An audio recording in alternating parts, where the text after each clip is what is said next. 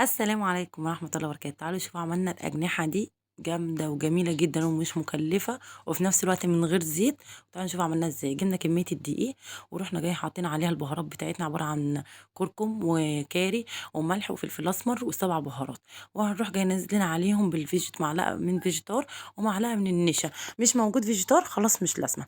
وهنقسم، هنحط حبة كده عشان نحط عليهم اللبن والبيضة، وحبة هنخليهم عن الكفر الأخير للأجنحة.